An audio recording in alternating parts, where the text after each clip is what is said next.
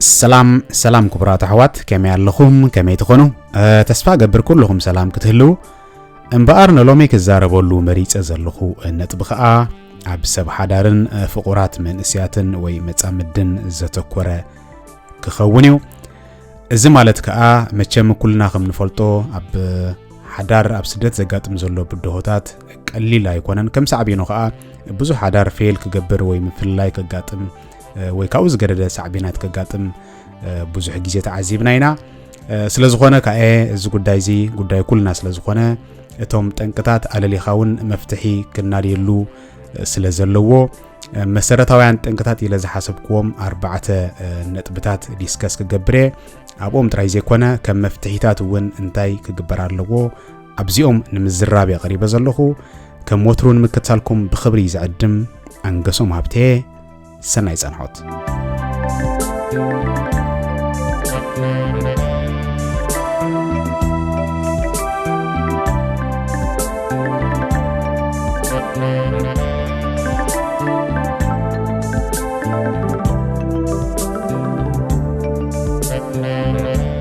حرايم بار كتيل انتاي خقبر حد 4 وسنتي وي عبيت نطبታት اللونا منالبات ناشت مسيلم كراينا يخوليم جن ابتي زلو الركبات وي انتاينا نبلو اي صمد غعزو relationships وسنتي وي ازيوم عبيتي نطبታትዮም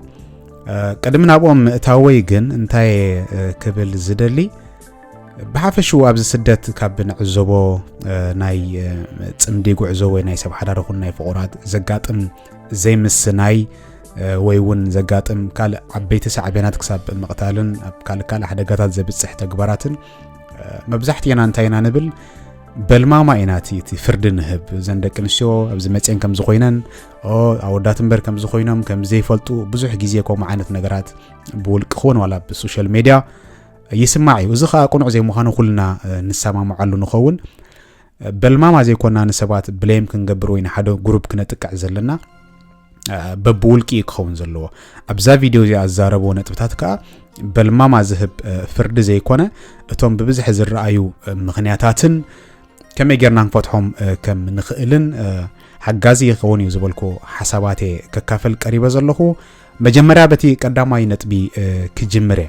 اتمسرتاوي نطبي وي شجر كوين زولو ابزي ناي سدت حدار وي ناي فقر غعزو زولو مسناخلات اتي ابزتفلي كونتكست وي ابزتفلي انفايرمنت ننبر مهلاونا ايو زمنا البات اينا سعللو نخون جن اتاب عدنا زولو ميلا انبابران ابسد زولو ميلا انبابران ازيو زتفالالي كم سعبينو خا انتاينا عزبابزي دكانسيو ببحرين اب حدش environment متينا بحدش عدخنا بحدش انبابرا ميلا قلطيفن نتعدنا يمثال نفسن ادابت ناي مغبار قلطيفن نتاي قانقنا يتعدم مصنعن اكايرنا يتعدم مملاخن تخلوتاتن عقمتاتن اللون دك تبعتي بنصاروا كمز عينت كنتات زحلاتينا قسيل كاناي ملماد بحريو زلنا ابز حج انتاي فطرالو تن دكانسيو حواتنا زياده قصقطلو زدلي مسرتو نتي زعبونا زعبيالو بحريات اب كندي نعو نتي صبوق نغرات عقيبن نتي صبوق نغرات ناي فرنجي انبابرا وي ناي زي نبرو زلنا عدتات وسيدن بولت هوت كفترا زفتنا انتاي فترا كمزي بقى اب حدش عدس لزمصخا كومبليتلي نعو كتمثل مفتان يمص كومبليتلي انا حدش عدخ تمثل حدش عينت سب كتقير زكا لا يكونن ስለዝኾነ ይኻቲ እቲ ፌለር ኣብዝ ዘጋጥም ምክንያቱ ንዝነበርካ ክብርታትን ልምዳትን ገዲፍካ ንዝነበርካ ባህሪያት ገዲፍካ ሓድሽ ባህሪ ከተምጽ ካልእ ሰብ ክትከውን ብባህሩን ዝከኣላ ይኮነን ስለዝኾነ ሕጂ ኣሞንጎቲ ሓድሽ ባህሪያት ናይ ሞራስን ንዝነበርካ ባህሪ ኣብ ምግዳፍን ኣብ ላንጋላንጋ ምትራፍ ይመጽ ኣሎ ኮምፕሊትሊ ናይ ፍረንጅ ባህሪ ክትሕዝ ዝከኣላ ይኮነን ኮምፕሊትሊ ናትካ ባህሪውን ክትገድፍ ዝከኣል ስለዘይኮነ እቲ ፌለር ኣብዝ ዘጋጥም زحجي كم سوليوشن انتاي كهلونا يخل اب كندي ملو بملو كتقير مفتان نتز نبركا بلوت كبرتات كتعقب زحشي نتي ابتا متي خاي زلخ عدي زلو بلوت كبرتاتون طبق بحرياتن زسلطنكا نغراتن كا توسد كاب كلتيو نغرات اكاوينكا حدا بلوت بحري حدا بلوت هيوت كتفطر عبي opportunity لا عبي عدلالو ስለዚህ ንዝነበረካ ረሲዕካ ሓድሽ ፍጥረት ሓድሽ ሰብ ሓድሽ ባህረ መምጻእ ዘይኮነ ካብ ክልቲኡ ኣዛኒቕካ ብሉጽ ነገር ምውሳድ ዓብ ዕድል እውን ስለ ዝኾነ ካልኦት ዘይረኸብዎ ንሕና ክንብለጸሉ ዝግባአና ባህር ስለ ዝኾነ ኣብዚ ዝያዳ ደቂ ኣንስትዮ ኣሕዋትና ነዚ ነገር እዚ ክተሰውዕላሉ ኣዝዩ ጠቃሚ እዩ ዝብል ሓሳብ ኣለኒ ካልእ ድሕሪ ዝስራዕ መሰረታዊ ነጥቢ ወይ ጠንቂ እንተደኣ ኣሎ ጉዳይ ኮሙኒኬሽን እዩ ኮሙኒኬሽን እዚ ኣባና ብዝናድና ሕብረተሰብ ጥራይ ዘይኮነ ወላ ብፈረንጂ ኣብ ጻዕዱ እውን መሰረታዊ ነጥቢ እዩ ወላ ብሪሰርች ከም ዝተረኸበ እውን ጽቡቕ ዝኾነ ኮሙኒኬሽን ጉድ ኮሙኒኬሽን ኩሉ ግዜ መሰረት ናይ ሄልዚ ዝኾነ ሪሌሽንሺፕ እዩ ስለዚ እቲ ኮሙኒኬሽን ማዕርክ እንደይ ተራከም ዘለዎ ብዙሕ ግዜ ንሕና ብዙሕ ይነሰውዕለሉና ተስፋ ገብር ካብ ቀጻሊ ብዕቱብ ክንደሰሉን ክንሰርሓሉን ኮሙኒኬሽን እንታይ ኣብ ምንታይ ክንጸቅጥ ንኽእል ዝያዳ ኣብቲ ንገብሮ ዝርርባት ንኣብነት ቀጻሊ ብዛዕባ ዘለናዮ ሪሌሽንሺፕ ንዘራረብ ዲና ምስ ካልእይትና ምስ ኣፍቃሪትካ ክኸውን ንኽእል ኣፍቃሪትኪ ወላ ምስ ሰብኣይካ ምስ ካልኣይካ ብሓፈሻ ማለት እዩ ቀጻሊ ብዛዕባ ዘለና ዝምድና ይህን ምሂን ንብልዶ ጉዳያትና ዲስከስ ንገብር ዶ ቀዳማይ ሕቶ ማለት እዩ ምክንያቱ ቀጻሊ ከምዚ ዓይነት ፖዚቲቭ ዝኾነ ዝርርብ ክህሉ ከሎ ሪስፔክት ዘለዎ ፖላይትነስ ዘለዎ ስርዓት ዘለዎ ኣዘራርባት ተጠቂምካ እትገብሮም ዓይነት ኮንቨርሴሽንስ ኩሉ ግዜ ኣብቲ ናትካ ኢሞሽንስ እውን ፖዚቲቭ ዝኾነ ጽልዋ ስለ ዘለዎም ምስ ካልኣይካ ዘለካ ኮኔክሽን የትርርዎ እዮም ምስ ካልኣይካ ዘለካ ኢንቲመሲ ወይ ምቅርራብ ቅርበት የትርርዎ እዮም በዚ መሰረት እቲ ኣብ ክልቴኻ ዘሎ ምትእምማን ይድልል ኣብ ክልቴኻ ሓጎስ ይፈጠር በዚ መሰረት ካ እቲ ዘለካ ሪሌሽንሺፕ ይተርር ማለት እዩ ስለዚ እቲ ኮሙኒኬሽን ማዕርክ እንደይ ተራከም ዘለዎ ከነሰውዕለሉ ይግባአና ምዝ ዝተኣሰር ኩሉ ግዜ ኣብ ኮሙኒኬሽን ናትና ጸገም እንታይ ኣሎ ወላ ኣብቲ ኣጋጣሚታት ኮይኑ ኣብ ንዘራረበሉ ግዜ እውን ከምዚ ወላ ብካልእ ዓይነት ህይወትና ዝርእ ነገር እዩ ኩሉ ግዜ ክንዛረብ ከለና ወይ ምስ ሰባት ክንዘራረብ ከለና ህዲ ኢልና ሰሚዕና ሓሳባት ኣኪብና ነቲ ሓሳባት ተረዲእና ኣይኮንና ንምልስ በቃ ሰብ ክዛረብ ከሎ ከምዚ ኣረኖት ምክሕትዲ ወላ እንታይ ራይዳ ወይ ትምልሰሉ እቲ ዘረባ ወላ ከይ ወዳእካዮ ጽቡቕ ጌርካ ከይሰማዕካዮ መልስ ትህብ ከምዚ ዓይነት ጉዳይ ኩሉ ግዜ ሓሳባት ከይሰማዕካ እንድሕር ትምልስ ኣለኻ ታዊካ እንድሕር ትምልስ ኣለኻ ኩሉ ግዜ ጌጋ ክህሉ ስለ ዝኽእል ናብ ካልእ ከምርሕ ስለ ዝኽእል ብዝተኻለ መጠን ንፉዓት ሰማዕቲ ክንከውን ኣለና ንፉዕ ሰማዓይ ኩሉ ግዜ ሓሳባት እክብ ጽቡቕ ሓሳባት ክህብ ይኽእል እዩ እቲ ንፉዕ ኮሙኒኬሽን ስኪል ኣለዎ ዝበሃል ሰብ ጽቡቕ ናይ ኮሙኒኬሽን ስኪልስ ኣለዎ ዝበሃል ሰብ እቲ ንፉዕ ሰማዕ እዩ ስለዚ መጀመርያ ንፉዓት ሰማዕቲ ክንከውን ኣለና ኣብ ናይ ምዝራብ መንፈስ ኩሉ ግዜ ህዲ ኢልና ክንሰምዕን ሓሳባት ሰሚዕና ብህድኣት ክንምልስን ኣብ ዘለና ሪሌሽንሺፕ ኣብ ዘለና ዝምድና ወሳኒ ስለ ዝኾነ ክነተግብሮ ኣለና ካልእ ክንዛረብ ከለና እንታይ ዓይነት ቃላት ንጥቀም እንታይ ዝብል ምስላ ከምዚ መልሓስ ዓጽሚ የብላን ወይ ዓጽሚ ኮነትን ግን ዓጽሚ ተሰብር ብርግጽ ቃላት ብጣዕሚ እዮም ሓደገኛታት ጥዑማት ቃላት ንመንፈስ መግቢ ክኾኑ ይኽእሉ መርዛማት ቃላት ከዓ መንፈስ ክሰብሩ ይኽእሉ እዮም ሓይሊ ሸይጣን እውን ከምጽኡ ይኽእሉ እዮም እዚ ክኸውን ይኽእል እዩ ኣብ ብዙሕ ዝምድናታት ዘጋጥም ምግርጫዋት ኣብ ብግቡእ ምዕልዋ ይረክብን ኣብ ምፍላይ በጽሕ ኣብ ገለገለ ከዓ ከም ንዕዘቦ ኣብ ምቅታል ህይወት ኣብ ምጥፋእ ደረጃ ክበጽሕ ይኽእል እዩ ኩሉ ግዜ ልምሎም ቃላት ንብርቱዕ መንፈስ እውን ተኾነ ከዝሕል ይኽእል እዩ ንዝነደረ መንፈስ ከዝሕል ይኽእል እዩ ስለዚ ብዝተኻለ መጠን ንጥቀመሎም ቃላት ክነሰውዕለሎም ኣለና ከመይ ዓይነት ኩነታት ትዛረብ ንኣብነት ሓሪቕካ እንድሕር ትዛረብ ኣለኻ ኣብ ዝሓርቕናሉ ኩነታት ኩሉ ግዜ ጥዑም ቃላት ክነውጡ ስለ ዘይንኽእል ብዝተኻለ መጠን ክተቋርጾ እዩ ዘለካ ብፍላይ ንሕናቶም ደቂ ተባዕትዮ ከምኡ ዓይነት ነገር ክፍጠር ከሎ ርዳእኒኡ ቀሊል ኣይኮነን ግን ነቲ ዘሎ ኮንቨርሴሽን ግድፍ ኣቢልካዮ ክትወፅእ ከለኻ ዝሓሸ መንፈስ ክፍጠር ይኽእል እዩ ካብ ሸይጣን ክትድሕን ትኽእል ኢኻ ተንደቂ ንስዮ ኣሕዋትና እውን ኣብ ክንዲ ነዲርካ ከለኻ ትዕቢት ብዝመልኦ ወይ ተሪር ቃላት ብዝመልኦ ኣስተሓንቃር ብዘለዎ ተሪርካ ትምልስን ትዛረብን ከምዚ መን ይኻስኻ እናበልካ ኢድካ እናነፀካ ወይ ገለመለ እናበልካ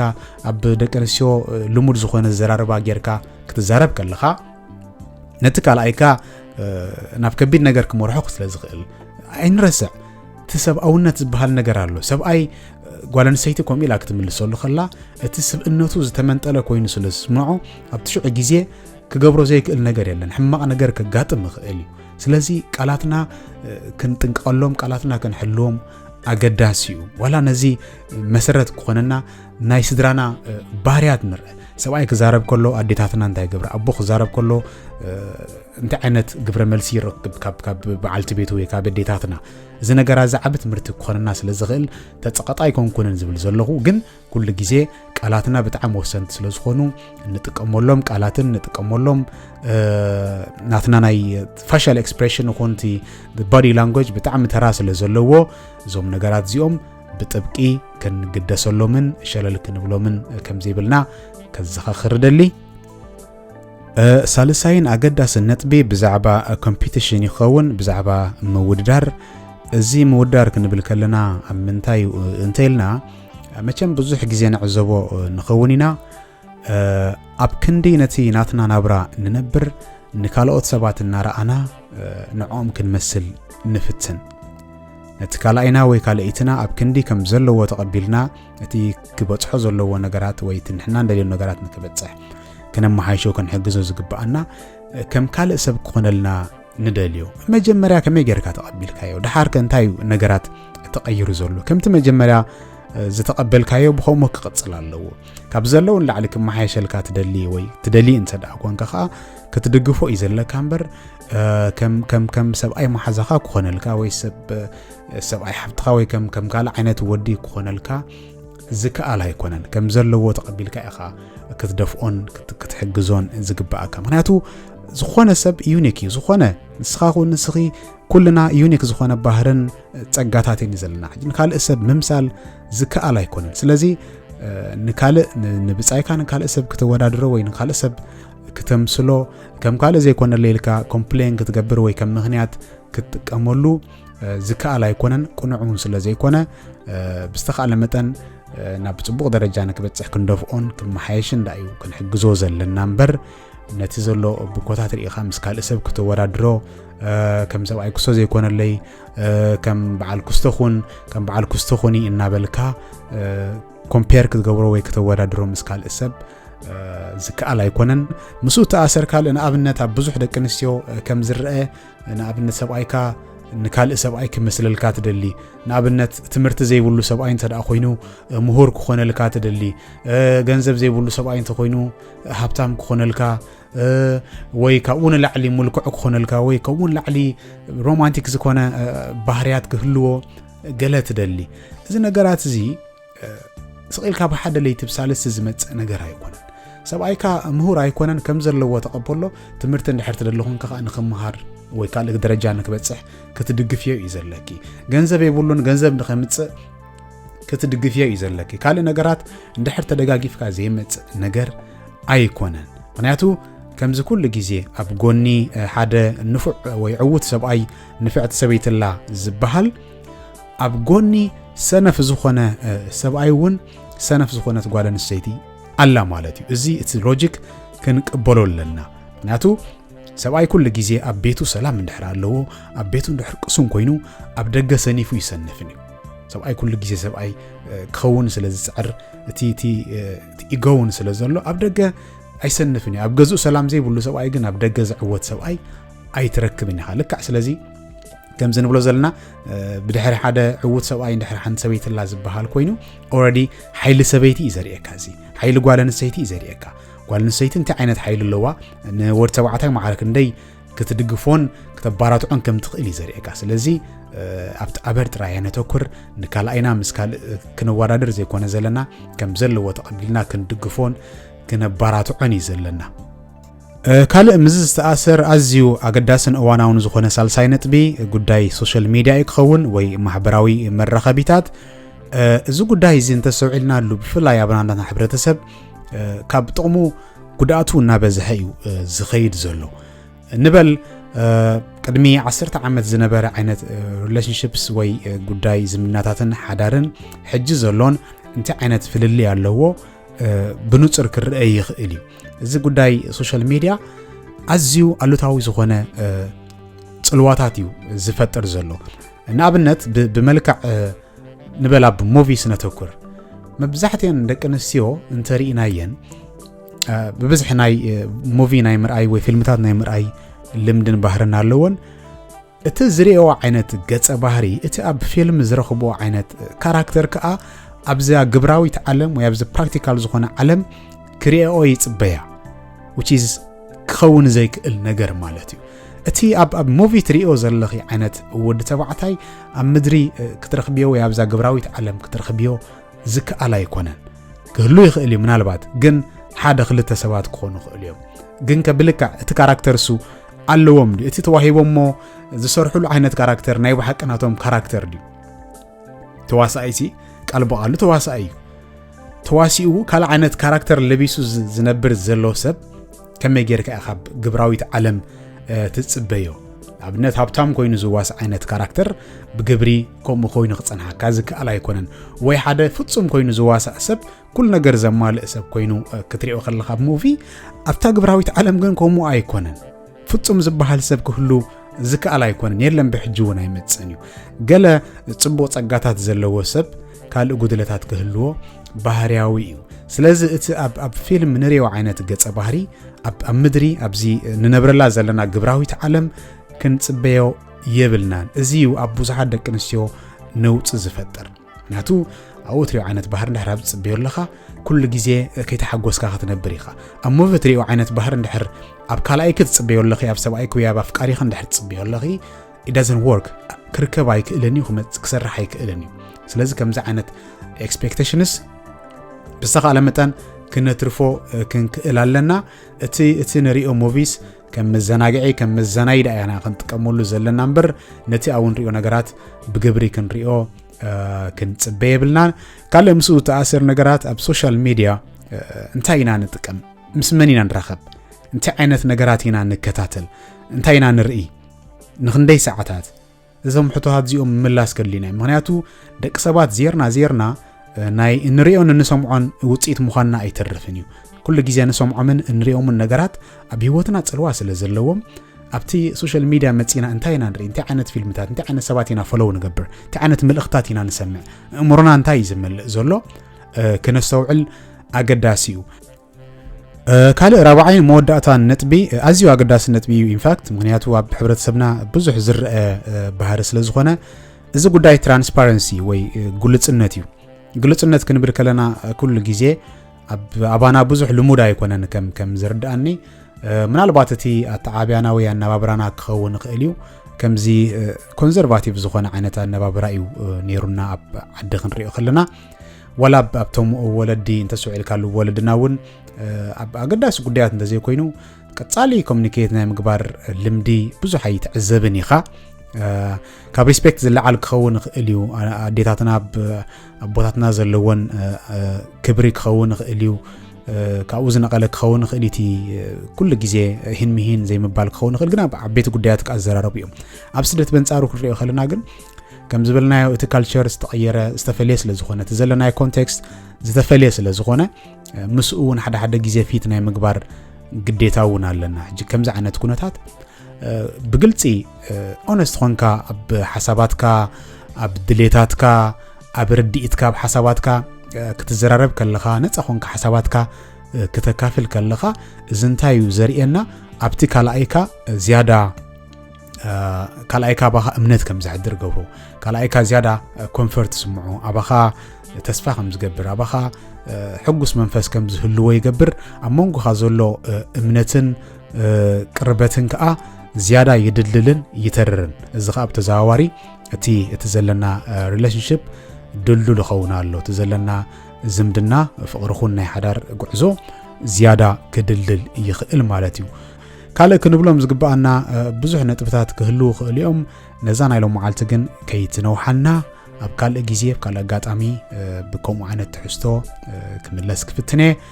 ክትሰምዑን ስለ ዝጸናሕኩም ክብረት ሃበለይ ደጊመ ብልቢ የመስግን እዚ ትሕዝቶ ወይ እዚ ክንዛረቡ ጽሕና ንኻልኦት ሰባት ክጠቅም ይኽእል እዩ ኢልኩም እንትሓሲብኩም ምስ ካልኦት ኣሕዋት ክትካፈልዎ ሼር ክትገብርዎ ብትሕትና ክዘኻኽር ደሊ ብካልእ ትሕዝቶ ኣብ ካልእ ኣጋጣሚ ክሳብ ንራኸብ ሰሰናዮ ምንየልኩም ሰላም